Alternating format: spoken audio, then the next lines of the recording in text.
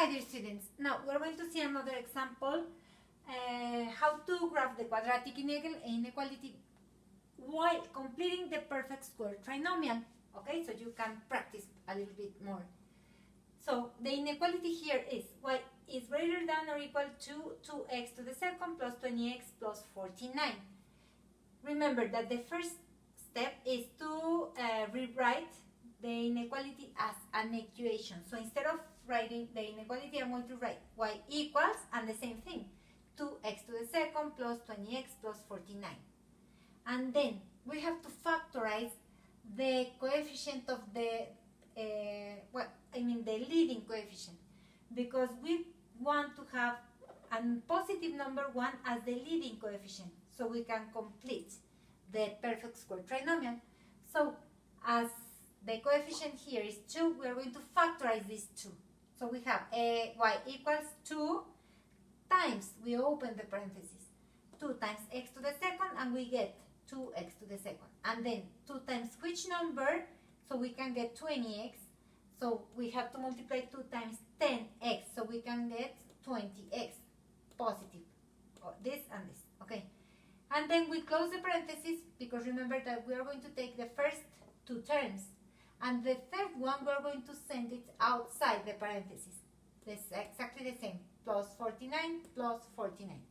And then we continue completing the perfect square trinomial. So we have y equals 2 times, and we rewrite the first 2 terms, but we are going to write this plus, and then the line, remember, plus something, you close the parentheses, plus 49 minus something. So because if you add something here, you have to subtract it here, so you do not change the final answer. But then we have to get, in order to get a number that we have to write here, in order to complete the perfect square trinomial, we have to get the half of the second term, which is of the coefficient of the second term, which is 10, and the half is 5. Then we take this 5 and we raise it to the second power, so we get 25. So we are going to write 25 here in order to complete the perfect square trinomial.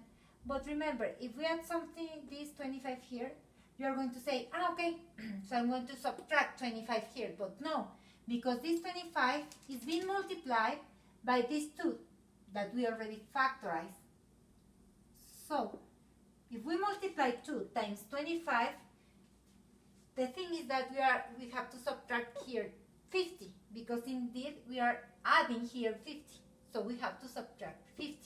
Okay, now we are going to factorize the perfect square trinomial, so we can get the square binomial in order to get the vertex form. So we have y equals 2 times the square root of the first term, which is x, the sign of the second term, which is plus, and the square root of the third term, which is 5. Then we raise the binomial to the second power, and then we solve this operation. So 49 minus 50 minus 1. So in the end we have here minus 1. And this is the vertex form, the canonical or the normal form. Okay?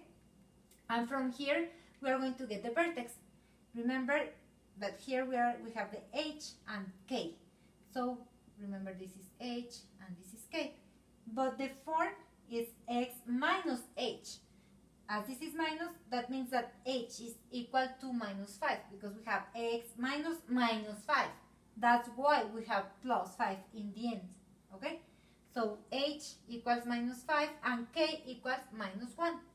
So once we have the vertex, we are going to create the table, which is the next step. Remember that in the table, we are going to write the vertex in the center, because we are going to find one other point, which is the x coordinate is going to be smaller than the x coordinate in the vertex, and other point where the x coordinate is going to be greater than the x coordinate in the vertex. Now we have minus 6 and minus 4. Don't get confused, because you usually want to write here minus 4 and minus 6, but this is vice versa. Okay, remember that minus 6 is less than minus 5, and minus 4 is greater than minus 5. Now we evaluate when x equals minus 6, and we substitute it in the equation. And here I want you to realize that you can substitute it here in the original one, okay, or also in the normal form or in the vertex form. Here I am using the vertex form, so you can see that you can also use this one, okay. So when x equals minus 6, y equals 1. So this is the point, and when x equals 4, y equals 1. So here we have the 3 points. Now, we are going to plot the parabola. First the vertex, which is minus 5 in x, minus 1 in y. So minus 5 in x, minus 1 in y. It is this one. The other point is minus 6 in x, 1 in y. So minus 6, sorry, here it is, minus 6. So minus 6 in x, 1 in y, which is this one. And then we have minus 4 and 1. Minus 4 in x, 1 in y. And with these 3 points, we are going to be able to plot the parabola.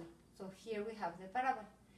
Why I don't have a dotted parabola, dear students? Careful, because look at the inequality. It is included this line that means or equal. So careful, if you have the greater than or the less than or equal, you have to plot the parabola as this way, okay? The normal way. Now, we are going to take, in order to find which is the area that we have to shape, we are going to take one point which is outside the parabola and other point which is inside, okay? First, the origin, remember? It is easy for us to calculate when we have 0, 0. So we substitute these values in the inequality. So we have y, which is 0, is greater than or equal to 2 times x, which is 0, to the second, plus 20 times 0, plus 41. So in the end, we get that 0 is greater than or equal to 49. Is this true? No. So false, and this is a sad face. We know that we don't have to shape the area which is outside the parabola.